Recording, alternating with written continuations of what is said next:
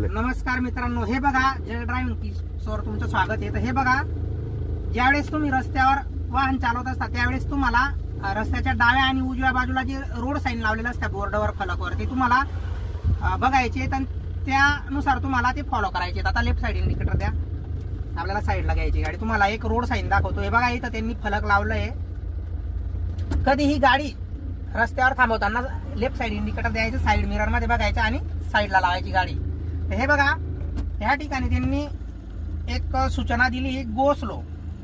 म्हणजे तुम्हाला इथं वाहन हळू चालवायचे का, ऍक्सिडेंट प्रोन एरिया म्हणजे दुर्घटना संभावित क्षेत्र.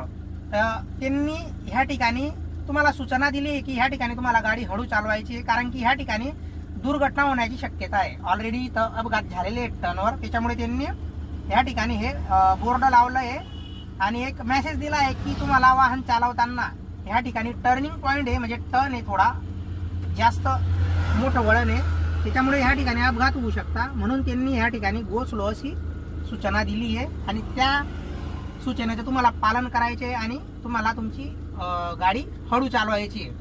आणि प्रत्येक सूचनेचे तुम्हाला पालन करायचे. जे रोड साईन त्यांनी रस्त्यावर दिलेले आहे, संकेत चिन्ह ज्याला आपण म्हणतो, तर त्याप्रमाणे तुम्हाला ते संकेत चिन्ह पाहून गाडी हळू किंवा वेगवेगळे संकेत चिन्ह येतील, स्पीड लिमिटचे येतील, तर त्या ठिकाणी तुम्हाला तसे ते रोड साईन म्हणजे सूचना वाचून ते रूल फॉलो करायचे. धन्यवाद.